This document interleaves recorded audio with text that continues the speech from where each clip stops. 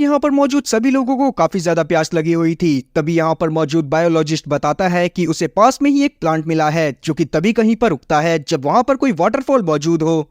जो चीज सुनने के बाद सैम डिसाइड करता है कि वो यहाँ पर मौजूद वाटरफॉल को ढूंढेगा ताकि वो सभी लोगों की पानी पीने की प्रॉब्लम को मिटा सके। और इसीलिए वो उस बायोलॉजिस्ट यूमी और साथ ही हियाशिमा को अपने साथ लेकर निकल जाता है ताकि वो जल्दी से जल्दी वाटरफॉल को ढूंढ सके। तब ये लोग वाटरफॉल को ढूंढते हुए एक पहाड़ के पास पहुंच जाते हैं जो कि काफी ज्यादा ऊपर था, और उसको देखने के बाद ये लोग समझ जाते हैं कि हो ना हो वहां पर ही पानी मौजूद हो सकता है। इसीलिए वापस आकर ये लोग एक रस्सी बनाते हैं ताकि सैम उन पहाड़ों के ऊपर चढ़ सके। फिर जैसे ही सैम वहां पर रस्सी लेकर पहुंचता है तो वहां पर उसे पानी मिल जाता है, जिससे सभी लोग काफी ज्यादा खुश होते हैं। तभी ऊंचाई से सैम ये भी नोटिस करता है कि जहां पर पहले कभी टोक्यो सिटी मौजूद हुआ करती थी वहां पर आज बस एक बहुत बड़ा समंदर मौजूद है। और अब जब ये वापस आकर इस बारे में बाकी सभी लोगों को बताता है तो सभी लोग और ज्यादा परेशान हो जाते हैं, क्योंकि किसी को भी ये बात समझ में नहीं आ रही थी कि फ्यूचर में ऐसा क्या होगा जिससे सभी लोग खत्म हो जाएंगे। अब रात में हम लोग देख पाते हैं कि सभी लोग सो रहे थे। तब यहाँ पर मौजूद एक पैसेंजर जिसका नाम टनाका था वो बाहर जाता है और वहां पर कुछ चीजों को ढूंढने लगता है। और तभी अचानक से ही कोई टनाका के ऊपर अटैक करता है, और जब टनाका आकर इस बारे में सभी लोगों को बताता है तो कोई भी इसकी बात पर भरोसा नहीं करता, क्योंकि सभी लोगों को लग रहा था कि शायद उनके अलावा यहाँ पर कोई और मौजूद नहीं है। और तभी अचानक से यहाँ पर बारिश होने लगती है, जो चीज देखने के बाद सभी लोग काफी ज्यादा खुश हो गए थे, क्योंकि आज काफी समय बाद उन्हें पीने के लिए इतना सारा पानी मिला था। और साथ ही इन लोगों ने काफी सारा पानी भी इकट्ठा कर लिया था ताकि बाद में वो लोग उसका यूज कर सके। अब अगले दिन हम लोग बायोलॉजिस्ट को देख पाते हैं जो कि यहाँ पर कुछ बेरीज और साथ ही कुछ प्लांट्स को ढूंढता है जिनको खाया जा सकता था। और अब इसीलिए काफी सारे लोग यहाँ से बाहर चले जाते हैं ताकि वो सभी लोगों के लिए खाना इकट्ठा कर सकें। लेकिन हम लोग यूमी को देख पाते हैं जो कि जब अपनी एक साथी के साथ बेरीज ढूंढने की कोशिश कर रही थी तब धोखे से वो कुछ पॉइजनस बेरी को खा लेती है, जिससे उसकी तबीयत काफी ज्यादा बिगड़ गई थी। साथ ही सैम यहाँ पर काफी ज्यादा टेंशन में आ जाता है, क्योंकि वो खुद भी यूमी को काफी ज्यादा पसंद करता था। अब जब यूमी को वापस से ट्रेन के डब्बे में लेकर आया जाता है तो यहाँ पर मौजूद सभी लोग यूमी का बहुत अच्छे से ख्याल रखने लगते हैं, और अब किसी तरह से यूमी की जान को भी बचा लिया जाता है। साथ ही यहाँ पर अब सभी लोगों को ये बात समझ में आ गई थी कि अगर वो इसी तरह से हाथ पर हाथ धरकर बैठे रहेंगे तो सभी लोग बहुत बुरी तरह से मारे जाएंगे। इसीलिए अगले दिन से सभी लोग साथ में मिलकर काम करने का डिसाइड करते हैं। अब आज रात के लिए इन्होंने साथ में काम कर काफी सारी चीजें जमा कर ली थी, जिसके बाद ये लोग पार्टी के तौर पर उन सभी चीजों को खाते हैं। पर यहाँ पर मौजूद सभी लोगों को और ज्यादा परेशानी होने लगती है, क्योंकि अभी के टाइम पर भी इन्हीं सभी में से कुछ लोगों ने कुछ ऐसी बेरीज को जमा कर लिया था जो कि खाने वाली बेरीज की तरह ही लगा करती थी, पर असल में वो सारी की सारी बेरीज पॉइजनस थी। तभी हियाशिमा को लगने लगता है कि शायद ये सारा का सारा काम टनाका का है, क्योंकि असल में इन लोगों ने टनाका को यहाँ से निकाल दिया था, क्योंकि टनाका ने हियाशिमा की कैची को चुराने की कोशिश करी थी। इसीलिए हियाशिमा उसको ढूंढने के लिए गुस्से में जंगल में जाने लगता है। तब सैम उसे किसी तरह से रोकता है और खुद ही टनाका को ढूंढने के लिए चला जाता है।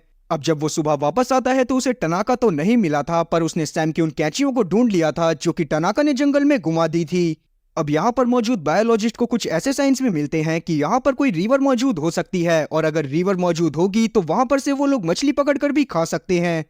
तब बायोलॉजिस्ट अपने साथ कुछ पैसेंजर को लेकर उस रिवर को ढूंढने के लिए चला जाता है। तभी अचानक से ही यहाँ पर एक अनजान आदमी उनके ऊपर अटैक करता है और इनके एक साथी को बहुत बुरी तरह से घायल कर देता है, जिसके बाद जब उस घायल आदमी को वापस लेकर आया जाता है तो किसी तरह से सभी लोग मिलकर उसका इलाज कर देते हैं। पर यहाँ पर अभी भी उसकी हालत काफी ज्यादा खराब थी। साथ ही अभी तक यहाँ पर मौजूद सभी लोगों को ये बात भी समझ में आ गई थी कि वो यहाँ पर अकेले नहीं है। अब इतने में ही यहाँ पर टनाका पहुंच जाता है, जो कि सभी लोगों को बताता है कि असल में पहले वो एक सिक्योरिटी कंपनी में काम करा करता था, और अगर वो लोग अभी के टाइम पर उसे रुकने की परमिशन देते हैं तो वो इन लोगों के साथ मिलकर यहाँ पर ट्रैप्स बनाएगा, जिससे अगर यहाँ पर मौजूद दूसरे लोग इनके पास आने की कोशिश करेंगे तो कोई ना कोई उनके ट्रैप में जरूर फंस जाएगा। अब ये बात जानने के बाद सभी लोग टनाका को वापस से यहीं पर रोक लेते हैं, और दूसरी तरफ हम लोग हियाशिमा को देख पाते हैं जो कि यहाँ पर मौजूद रीना के बालों को बना रहा था। और इतने दिनों बाद अपने मनपसंद काम को करने के बाद हियाशिमा को भी काफी ज्यादा अच्छा लगता है। वहीं दूसरी तरफ हम लोग सैम को देख पाते हैं जो कि यूमी के साथ बैठा हुआ था। तभी अचानक से ही इसे यहाँ पर एक बच्चा दिखाई देता है, जिसका तुरंत ये दोनों के दोनों मिलकर पीछा करने लगते हैं। और अब उसका पीछा करते हुए ये लोग एक नदी के किनारे पर पहुंच गए थे, जहां पर पहुंचने के बाद वो बच्चा इनसे यहाँ पर उसका वेट करने को बोलता है और वहां से चला जाता है। अब उस बच्चे का पीछा करते हुए इन लोगों को रात हो गई थी। तभी यहाँ पर वो बच्चा भी पहुंच जाता है और साथ ही हियाशिमा भी। और अब वो बच्चा यहाँ पर इन तीनों लोगों को अपने साथ उस जगह पर लेकर जाता है जहां पर दूसरे डब्बे के सर्वाइवर मौजूद थे। लेकिन वहां के लोगों ने अपना काफी ज्यादा विकास कर लिया था और साथ ही यहाँ पर उन्होंने काफी सारे ट्रैप्स लगाए हुए थे और काफी सारी वॉल्स भी। जो चीज देखने के बाद सैम और बाकी लोग काफी ज्यादा शॉक हुए थे। साथ ही वो यहाँ पर इन सभी लोगों के लीडर से भी मिलता है जिसका नाम था यूमोटो। तब सैम यहाँ पर यूमोटो को बताता है कि असल में उसके कुछ साथियों ने इनके एक साथी के ऊपर अटैक करा था। तब यूमोटो अपने उस साथी को बुलाता है जिसने ये काम करा था।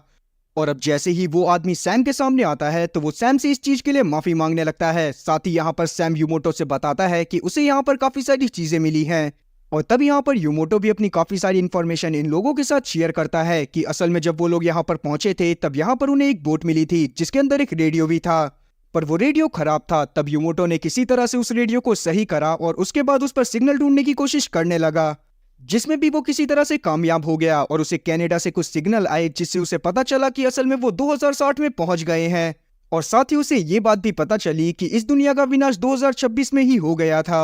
असल में उस समय की सभी स्पेस एजेंसीज लगातार काफी सारी सैटेलाइट लॉन्च करे जा रही थी ताकि वो स्पेस के बारे में ज्यादा से ज्यादा इंफॉर्मेशन निकाल सके। और उनमें से ही एक सैटेलाइट एक एस्ट्रॉइड से टकरा गई, जिसके बाद वो एस्ट्रॉइड आकर अर्थ से टकरा गया और उसी के बाद सभी लोग यहाँ पर मारे गए। अब जब सैम वापस से योमोटो से रेडियो के बारे में पूछता है तो योमोटो इसे बताता है कि अचानक से ही वो सारे सिग्नल्स गायब हो गए जो कि इसे आ रहे थे, जिसके बाद कभी भी वापस से इसका उन लोगों से कांटेक्ट नहीं हुआ। अब ये सारी चीजें जानने के बाद सैम को और ज्यादा टेंशन होने लगती है कि वो अपने साथियों के साथ यहाँ से कैसे निकलेगा। अब इस बारे में सैम जाकर अपने बाकी सभी साथियों को बताता है कि वो लोग धोखे से 2060 में पहुंच गए हैं। जो चीज जानने के बाद सभी लोगों को लगने लगता है शायद भगवान ने इन्हें एक मौका दिया है ताकि ये किसी तरह से फ्यूचर में होने वाली तबाही को रोक सकें। अब इस बारे में जानने के बाद सभी लोग कोशिश करने लगते हैं कि ये किसी तरह से वापस से पास्ट में जा पाए, लेकिन काफी देर तक अपने दिमाग के घोड़े चलाने के बावजूद भी किसी को कोई भी आइडिया नहीं मिलता। इसीलिए ये लोग पास के तालाब में जाते हैं, जहां पर से थोड़ी देर नहाने के बाद ये लोग काफी सारी मछलियां पकड़ कर लाते हैं।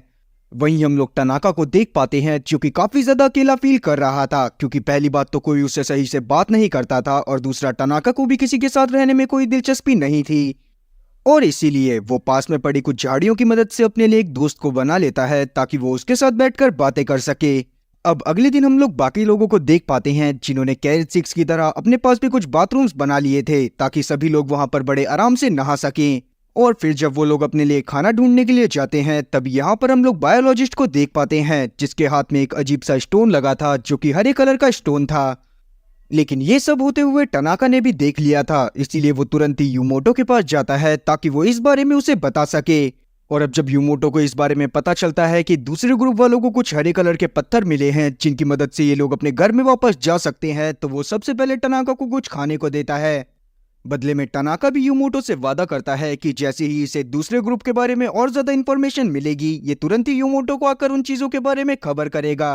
अब आके हम लोग वापस से रैनी और साथ ही यूमी को देख पाते हैं जो कि आपस में बातें कर रहे थे। तभी अचानक से ही किसी बात को लेकर इन दोनों में बहसबाजी हो जाती है, जिस दौरान रैनी यूमी को गुस्से में धक्का दे देती है और यूमी जाकर एक गड्ढे में गिरती है जिसमें पहले से ही एक इंसान की लाश पड़ी हुई थी। जो चीज देखने के बाद सभी लोग काफी ज्यादा शॉक हुए थे। दूसरी तरफ हम लोग टनाका को देख पाते हैं जो कि उसी मछली को खाते हुए अखबार को पढ़ रहा था। अब हम लोग वापस से रैनी और साथ ही यूमी को देख पाते हैं जिनके पास कुछ कैरेस्टिक्स के लोग पहुंच गए थे और जैसे ही वो लोग यहाँ पर पहुंचते हैं वैसे ही वो इन दोनों के ऊपर हमला कर देते हैं। तब रैनी तो किसी तरह से अपनी जान बचाती हुई यहाँ पर से भाग जाती है, लेकिन यूमी वहीं पर फंस गई थी।